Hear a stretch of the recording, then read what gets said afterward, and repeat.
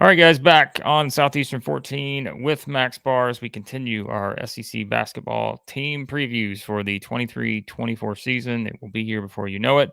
We're doing this late September, so we're going to say that on all these previews we do. So if you're watching this the week before the season starts, just keep in mind that we are doing these in late September to get these out. But now, Max, we are on to the Kentucky Wildcats, who, Yeah, boy, an interesting season for this team, perhaps just based on the expectations. As always, they're very high for a Kentucky team, and now we kind of enter this era for Kentucky where we'll kind of go through as we usually do on these previews, talk about kind of the backcourt, front court trends, pick our team MVPs, and all that kind of stuff, and then our predictions for the season. But this is a roster that has really come together and looks nothing kind of like what we expected it to after sort of a late summer push for Cal to really get some things he needed on this roster. yeah, it's been a roller coaster of an offseason. Uh, it's been crazy, but like I said in our very first video, I think it was, I said, just pump the brakes, Big Blue Nation. It's gonna be all right. It's all right. I think they turned up a little. I think it was better than all right. I think this team's gonna be solid. I'm excited for Kentucky. This is probably the team I'm most excited for in all of college basketball, just because of how against the grain they went. In terms of like getting older, hitting the transfer portal like crazy. I'm excited for this team. Yeah, we're going to go through it, and I think there's a lot to be excited about if you're a Kentucky fan because I think the pieces have started to come together. But again, Yeah, we're going to sort of look at these in terms of like different sections and talk about each aspect of this team as we go through it. But start with the coach, who has faced no shortage of scrutiny in Lexington, and that is, of course, John Calipari. As we look at kind of what he's done to this point, and I'm going to bring up the numbers in the trend section later about just the lack of NCAA tournament success for a team that is just always prided itself on that SEC championships, all that, and sort of recent years that has not been there. And I think if you remember, Max, kind of going back to last year, I know Chris and I talked about this a lot. As we looked ahead to this season, I kept calling it, I used the same theme, Cal's last stand. Like it feels like this is sort of that moment where, and you know what? I say that we've said this for several seasons in a row now, I feel like, but specifically this one, I think is looking at the makeup of this team, him needing to answer some of the questions I think that are very important as always with his teams. Can he get the chemistry right on a team that has a lot of new pieces? We know who all's not there, right? There's no Severe Wheeler, Cason Wallace, Jacob Toppin, Oscar Sheboy, Chris Livingston, CJ Frederick, Lance Ware, Damian Collins. All those guys are gone. Um, so that as always, it's the chemistry. Can Cal get the chemistry right with this team? And has he put together the roster that can win an SEC championship, win a national championship? Those are all questions, and I think these are all fair questions now as you kind of see their recent track record. The offensive questions, right? To me, it's can he really prove that he is going to let this offense evolve into what it needs to be successful in this era of college basketball? We've always had that kind of to pick at. So I say all that for a guy that won a lot of games throughout his career and certainly understands the expectations and the pressure at Kentucky, but there are a lot of questions about if he can push all the buttons at this point, and I think they're fair just based on some of the recent success or lack of, perhaps, in terms of what the expectations are. yeah. I think going back 2 years ago, that early loss, I think that damaged the outlook on Kentucky a lot more than if, say, they just won the first two games like they should have and made that Sweet 16. If they just made that Sweet 16 in the 21-22 season, there wouldn't be this, all these trends about lack of success and whatnot. And I think it would look a lot different. You look at the Ken Palm numbers from the past 2 years, he was 27th last year, sixth the year before. I mean, that's not terrible at all. Mhm. Um, and now, while the offense has looked bad to the eye test on the numbers, they really perform well, but that's because Oscar Sheboy would get you 400 rebounds a game.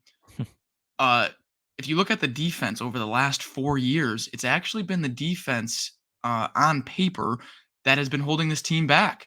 They have not ranked inside the top 35 nationally in defense for the past 4 years. You don't get inside that top 35 nationally in defense, you're not winning a national championship. Simple as that.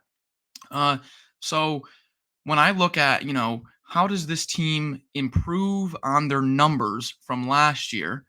I think the defense, it has to start with the defense. The defense has to get better. And I think that this team can do that without Oscar. You don't have a feet stuck in the mud big man. Trey Mitchell can switch everywhere. I'm going to talk a little bit more about Trey Mitchell later. But when you look at this team, is the offense, every SEC team you can say, I wish the offense is better from last year, pretty much. Yeah.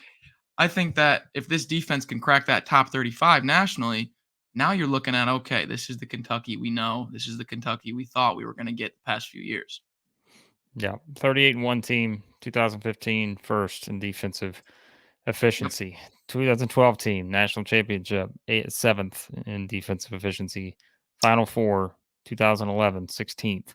Got to get into that top 20 in defense. Yeah, like 2014, they finished 32nd, but that was a little bit different. That team lost 11 games, as we know, made a nice run. Yep. And even if you go back to Memphis, right, the year they finished second, 2008, they finished second in defensive efficiency. So, yep. Yeah, and Elite Eight's there too, finished in the top 10. So, yeah, I mean, they've got to be better. And you mentioned the offensive numbers. You're right. I mean, they have looked better statistically than they have visually. Exactly. And I think they will have some things on this team offensively that will help them evolve. But it's just, is he going to, ultimately kind of give them that freedom to do that and put everybody in the right position? We will find out with this team. But yes, Cal certainly, if you're circling coaches, as always, he's going to be up there in terms of ones that will be perhaps the most important storylines for the season from a coach standpoint, but definitely with this one as he gets ready to continue things there at Kentucky. But all right, now let's go to the backcourt. Yes. This is a good backcourt, to say the least. Yeah. As you've got a lot of options here. I think what I see the most when I break down this backcourt is obviously the return of Antonio Reeves. It gives you an experienced guy who has played minutes at Kentucky. Like we said, you consider everything that they lost from last year's team. You bring a guy back that has the veteran experience. We'll talk about another one of those guys in a minute when we get to the front court. But, the three-point shooting ability cannot be denied. He is just a tremendous shooter when they give him the opportunities to get those open looks. And I think what's interesting about this team is I think he'll have a lot more of those opportunities because there aren't going to be a lot of options for teams to just ignore Justin Edwards, to ignore, DJ Wagner and all these other guys. Whereas at times, they didn't really feel threatened by Severe Wheeler hitting threes. They didn't really feel threatened at times by some of the other things offensively last year. And so I'm curious just to see how that plays out in terms of what Antonio Reeves's opportunity is, because he is the best three-point shooter. We know he's can be a prolific scorer. When he gets going, the man gets going. And I think it will be interesting to see how they get him the ball, because he's going to have to be someone that scores quite a bit. And so when you look at it from that starting standpoint, everywhere else, I just mentioned Wagner, you've got Dillingham there. Reed Sheppard, someone that can really shoot the ball. I mean, I was like the stat from Blue Ribbon. I didn't realize the actual number. I knew this guy was, scoring. Obviously, the son of Jeff Sheppard, who was a Kentucky great back in the late 90s. 3,727 points in high school. Like, that is a lot of points to be scored for Reed Sheppard. And so, proven scorer. And then we could have an entire section on Justin Edwards, which we may when we get to the team MVP, because spoiler alert, he's probably going to be my team MVP pick for Kentucky. But I mean, look, we talked about it. Probably going to be the number one pick in the draft next season. If not, he'll be in the top 3. Just someone that is a do-it-all playmaker, and that's what I meant in terms of Reeves having defenses don't necessarily just have to focus on him. I don't know if Edwards will wind up being a guy that's shooting 45% from 3 or anything, but just a guy who will stuff the stat sheet, will contribute in so many different areas, can play multiple positions, as we know, 6'8". And yeah, so if you're just backcourt / perimeter type play, I mean, to me, this is the strength of this Kentucky team because they've got a lot of options here, whether it is, you point to Edwards, Reeves, Wagner, Dillingham, and so forth. Yeah, the backcourt is what's going to make this team go. They're going to really lean into their backcourt, and I think they're going to play fast. I think they're going to be one of the fastest teams in the SEC, definitely. They're going to fly, and a lot of that is DJ Wagner's aggressiveness. Rob Dillingham's underrated because he's getting overshadowed by these other guys a little bit. Rob Dillingham is fast. He is fast, man.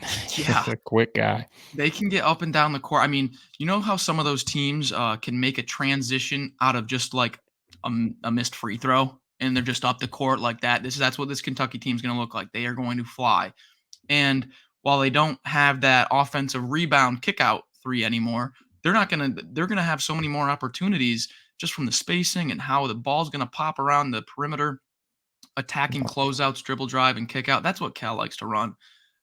So yeah, I think the backcourt's going to make this team go. And getting back Antonio Reeves was huge, huge. I think he's going to play 35-ish minutes a game this year. He's going 30 minutes. He's going to be what makes this backcourt tick. And Reed Sheppard is not just some fill-in freshman. This great class. You hear about Edwards, you hear about Aaron Bradshaw. Reed Sheppard's not really talked about that much. Reed Sheppard could be a six man for this team that is huge. He was very good, way better than I expected at Global Jam. He was really good defensively too. He's not a defensive liability at all and can really shoot. So Reed Sheppard is very good. Moving on to the front court though, that's where we get there's some question marks. There's some question marks in the front court here, Blake. There's got some injuries. Trey Mitchell comes from West Virginia, and Trey Mitchell, hint at team MVP. I went with Trey Mitchell. We'll talk about him a little bit down the road, but I think this front court, if they can just stay healthy, not fall off the face of the earth, this team that's what'll glue this team together. But right now, Aaron Bradshaw is recovering from a procedure, and Ugana Onyenso is recovering from a procedure also. So right now, the front court, you have Justin Edwards at 6'8", but I think he's more of a perimeter wing.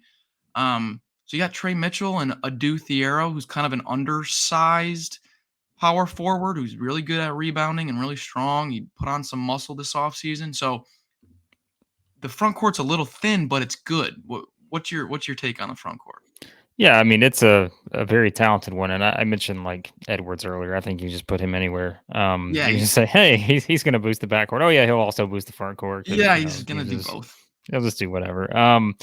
Yeah, I think it's my thing would be there's more depth with the perimeter play and the guard-oriented play, for sure. I mean, I don't think there's any question. I mean, you've got, probably at least 4 guys that can handle the ball and all of that. Like, I think that's the luxury of this team is that they'll be able to use different combinations with different guys handling the ball.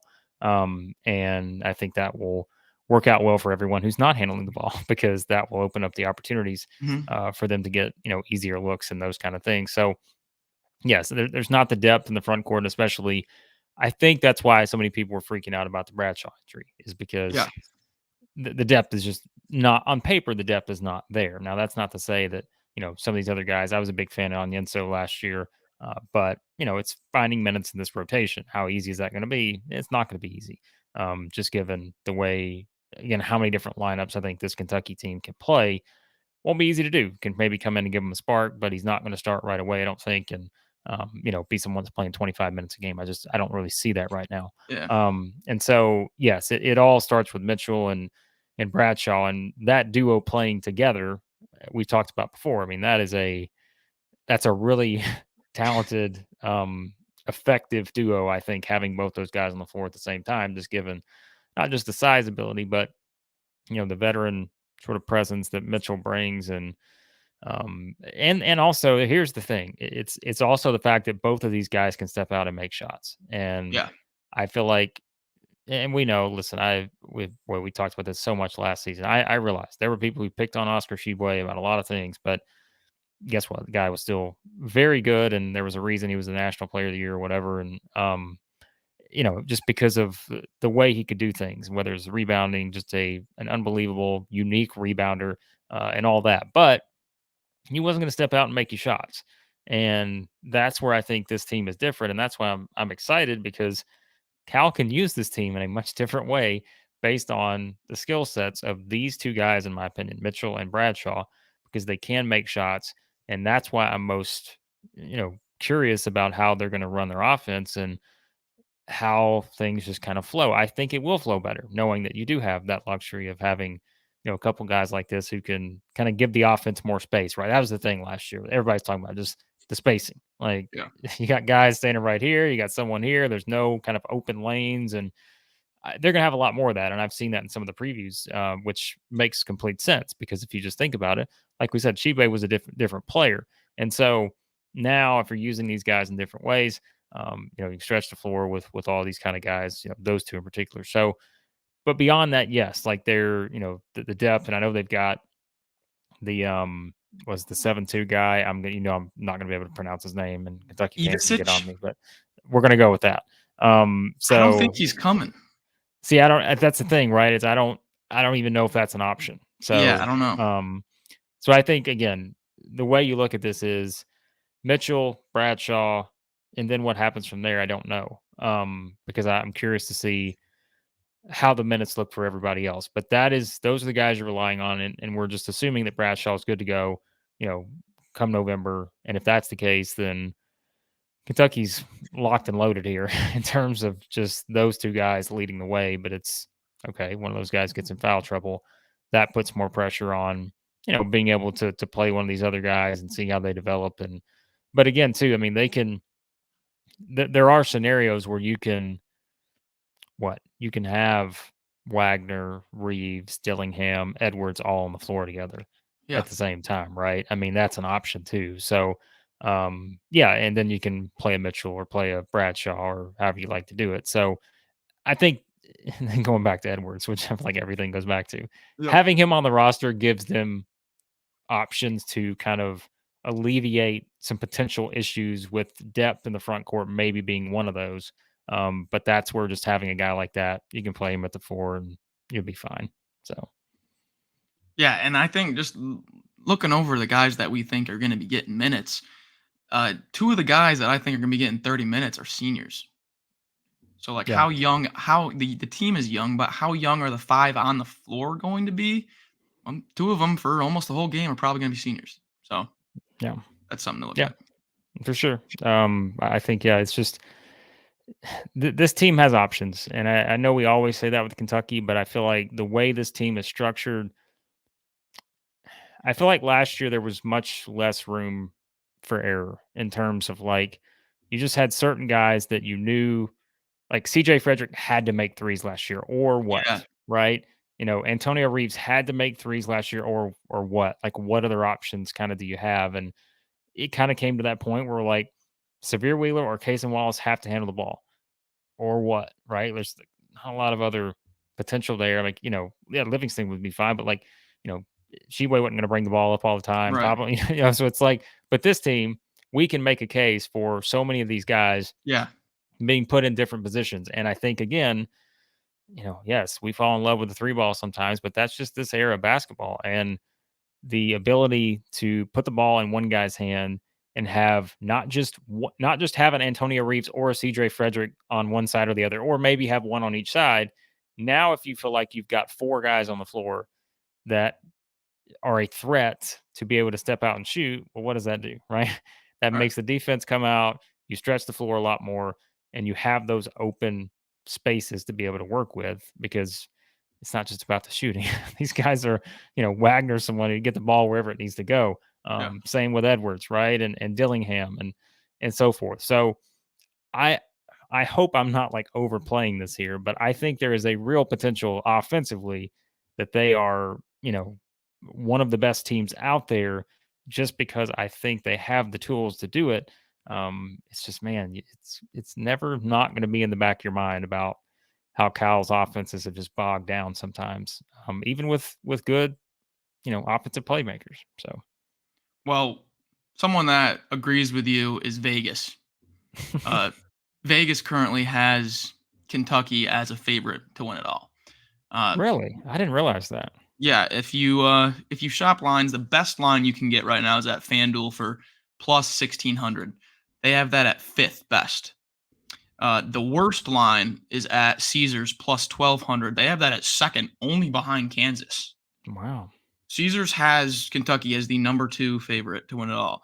So, according to what shop you use, if you use BetMGM, whatever it is, Kentucky's going to be a top 5 team in the Vegas odds. So, they agree with you, Blake. I mean, it makes sense. I think you'll see, and I always say I don't care about preseason polls. I know we do our rankings, we do them for fun and all that, but ultimately they're meaningless. Right. But hey, I could see people kind of having trust issues with Kentucky at this point and saying, hey, they may have it may, and look, it's fair. I mean, I have the same thing. Like I can look at this all on paper and say, oh, it's going to come together. Come on, guys, it's going to come together. But we've seen in recent years, like it just there have been a lot of frustrating times for this program, and Kentucky fans are not used to it, and I don't blame them for being upset with some of the things. But yes, if you're talking ceiling, there's still not a lot of teams out there that have the ceiling Kentucky has, just because of the overall talent, and I think the pairing of Mitchell and Reeves with the experience. I mean, that's everyone's always said, right? The best Cal teams have had a blend. They've not just had one or the other. It's been a blend of the guys who are ridiculously good as 18-year-olds or whatever, and then you've got the 22, now 23 or whatever some of these guys' ages are at this point. I mean, like we got 25-year-olds playing college basketball still in some spots. But so yeah, I think the blend will really help this team out for sure. But if we go on to, we'll wrap up with a couple of different sections here. With trends, we kind of mentioned earlier in terms of some of the statistical trends with Kentucky, and looking at, you mentioned kind of the defensive numbers and all those things. But, I think it's still, to me, if you're pointing out a trend, it's got to just be sort of the recent NCAA tournament, performances. A team that at one point dominated the SEC in terms of regular season, conference tournament titles and all that, but that's just not the case anymore. We've seen how many teams in recent years? I mean, Alabama, I'm trying to think. I had this number, but it's been like how many different teams have won the SEC tournament in recent years and how many regular season, all of that. Like it's not the way it used to be, right? It's not just Kentucky every single year. And maybe you have that 1 year every 5 years where, it was back in Florida or some other team like that all of a sudden becomes, the power in that spot. Tennessee. Yeah. So I think if you're looking at the trends, like that's what Kentucky fans expect. That's what they've been built to expect given the past success. And so the recent track record has not met those expectations. Yeah, a lot of it has to do with postseason success. That's what it all boils down to. Who is your team MVP? I mean, come on. Tried to set it up like I wouldn't know who it was. I mean, I know you said you spoiled yours, and I kind of spoiled mine, but I know you're going to pick Mitchell. I'm going to pick, but you'll see I have something else in mind for Mitchell. I'm going to pick Justin Edwards. I know it's kind of the easy pick, but I also think you can make a very strong case for Antonio Reeves because I think he is. I mean, he could be the most. I don't want to oversell it, but like he is a very, very important player for this particular team. Just because of the 3-point shooting, I think that he brings.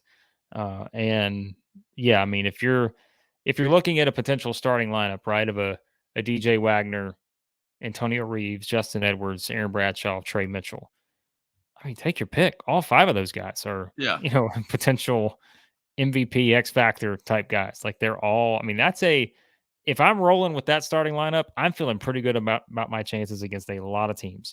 Now behind it, we have to see how everything irons out. But if I'm rolling with that 5, would you play with 5 on the floor at one time?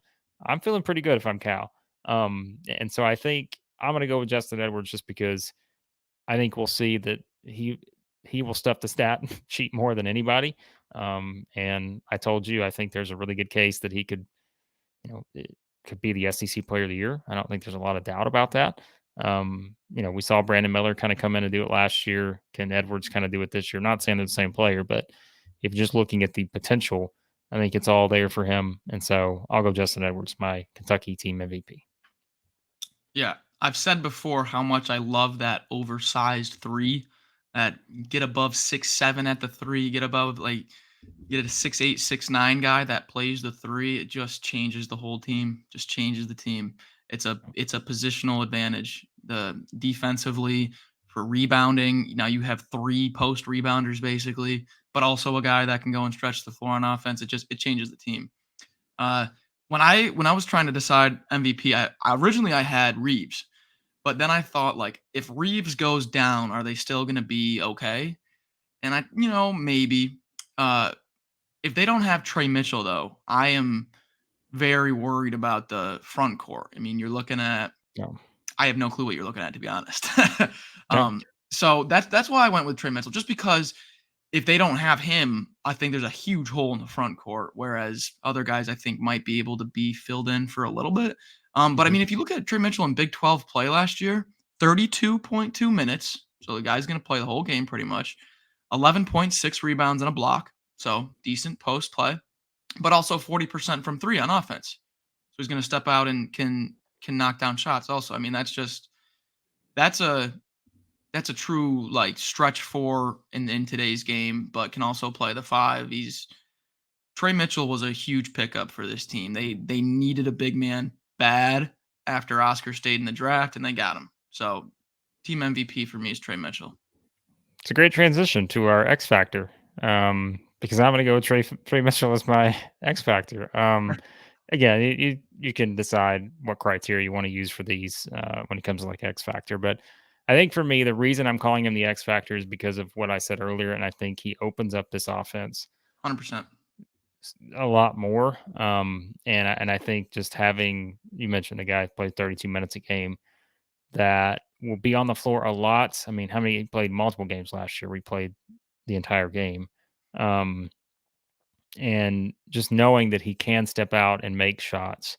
And I think that is just going to, again, provide so many opportunities for the other guys. Like for Yes. Antonio Reeves to not just worry about himself being the only guy on the floor that can make a three and do it consistently.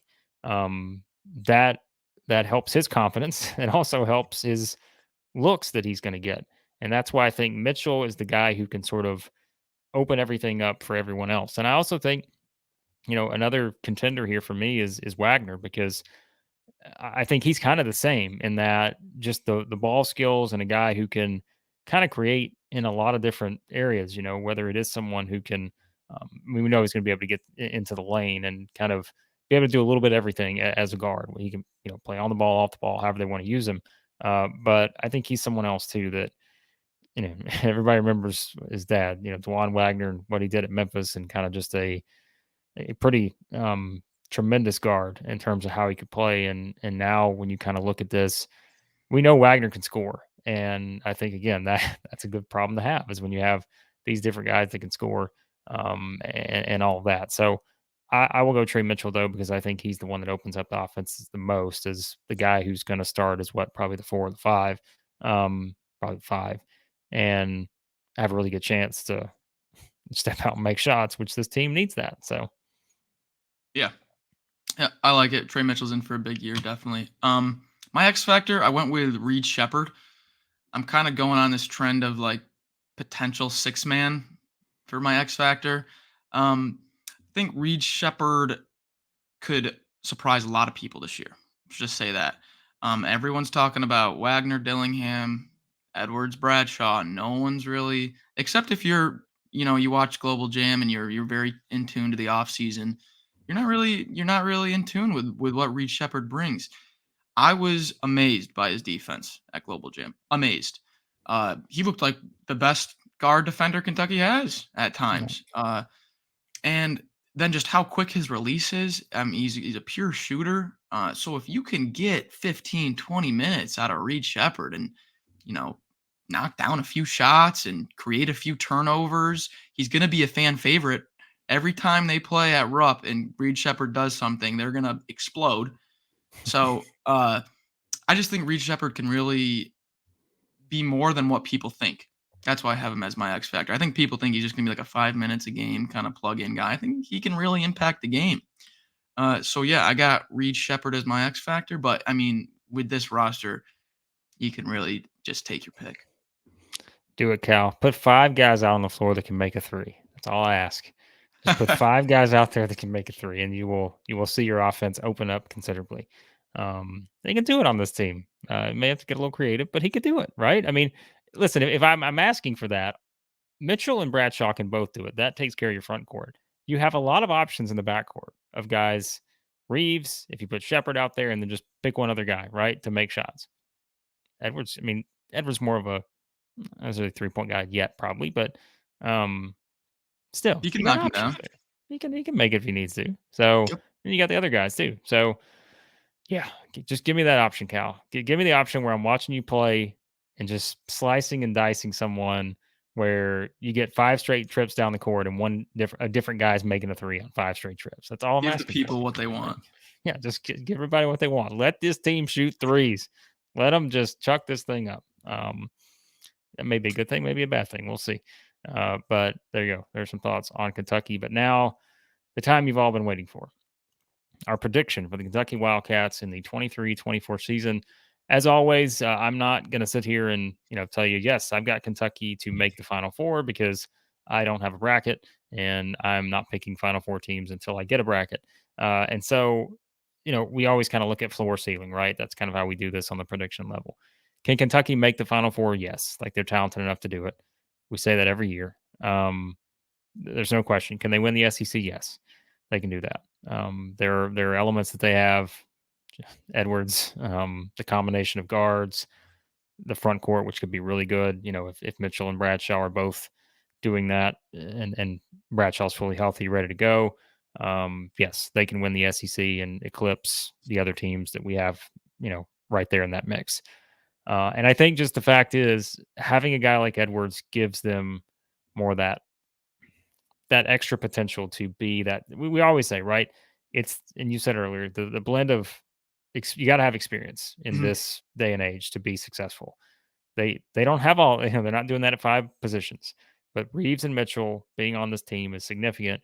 But you also have to have a guy, like that Yeah. one guy that can do anything and everything in the moment you need it, because you're going to play close games.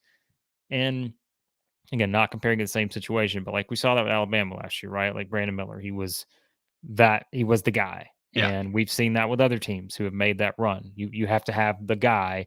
And, again, we can point in the SEC to a lot of those different kind of scenarios. So, yeah, so I think just having him gives them that much higher ceiling, whereas this is a good team without him, but it's just I don't think you don't have that one guy. I think you just completely turn to in any scenario. And I know he's a freshman. People have talked about frame and that kind of stuff. I get it. He's not 250, but I mean, still, he knows how to play basketball, and he's just a playmaker. And I think having him to turn to in a lot of these close games will work out well for Kentucky. What is your floor for Kentucky this year? Well, the floor to me is, I mean, here's the thing, right? If you're picking a floor, you have to do that in the context of how good the rest of the league's going to be. And I mean, you know, there are Tennessee, Texas A&M, Arkansas. I think Auburn's going to be good. Mississippi State's going to, and yeah, and look, these are to be determined. But like, we're just naming off teams that can I see them finishing in front of Kentucky? Sure. I mean, Right. if the offense isn't what we think it is, if for some reason Edwards doesn't wind up being the guy that we all think he's going to be, and all this, which I don't think that's going to happen, but maybe they don't make threes. Maybe all of a sudden you get a team that sure they all have the potential to make them, but they're just not making shots. Well, and you mentioned defensively. How good's this team going to be defensively? I Yeah. don't know just yet. So yeah, I mean, I can see all those teams finishing ahead of Kentucky. I don't see this not being an NCAA tournament team. Like, I think that's going way too far in the wrong direction. But Yeah. just in terms of like looking at it from an SEC standpoint, can they lose games? Sure they can, because as we said, it's not the way it used to be. Transfer portals Right. changed that, NILs changed that, everything, right? So, I mean, I don't know what at worst Kentucky's probably, I don't know what, sixth, fifth in the SEC, maybe. But again, that's just pure guess on my part. Right. I don't see this not being a team that is what would you say? 8 seed or higher. I mean, and that's again, Yeah. 8 seeds Yeah. probably. Yeah. Yeah, I don't see that happening, but that's probably the lowest I would go. Yeah. So I think this team did a really good job with scheduling. It's a young team, and obviously there's all the chemistry question marks, but those are going to get answered pretty quick. And if they don't get answered pretty quick, they're going to be tested for sure. They've got Yeah. Kansas. They got against Kansas in Chicago on a neutral floor in the non-conference. They're home against Miami. They're against North Carolina and Atlanta, which I will be at, and they're home against Gonzaga. That's all in the non-con. So you get at least 4 really good tests Yeah. before you even start SEC play. And then to start SEC play in the first week of January, they have to go to Florida and to Texas A&M.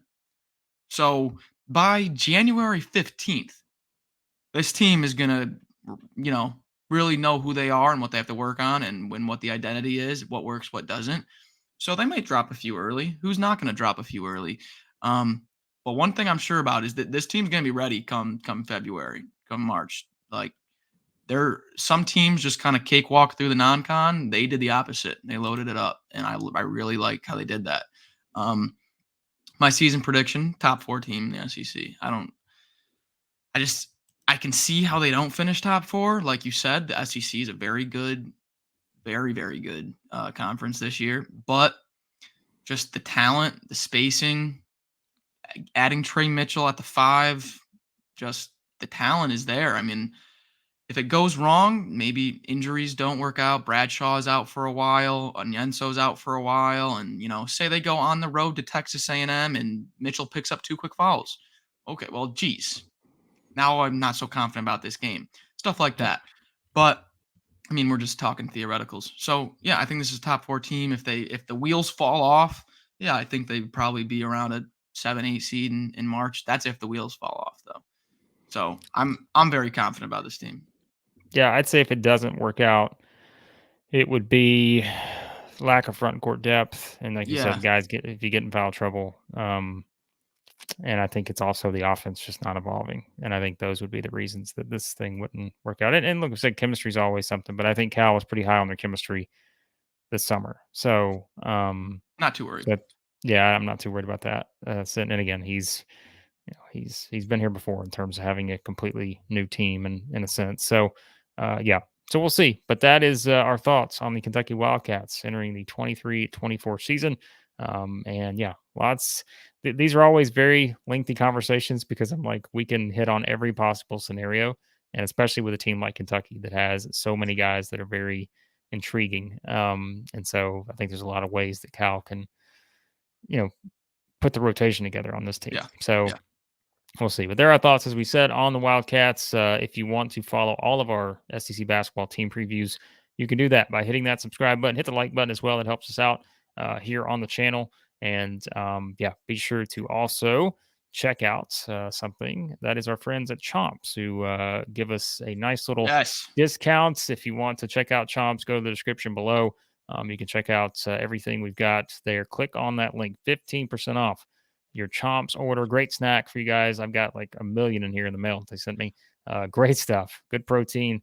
It's all there for you. So click on that and support our friends at CHOMPS. You get 15% off. SC14 is the code there. But again, more SEC basketball team reviews on the way here at Southeastern 14. Check out all of our SEC football stuff, of course, as well. And again, we appreciate you watching as always. And thanks for your support of the channel. And we'll talk to you again here soon at Southeastern 14.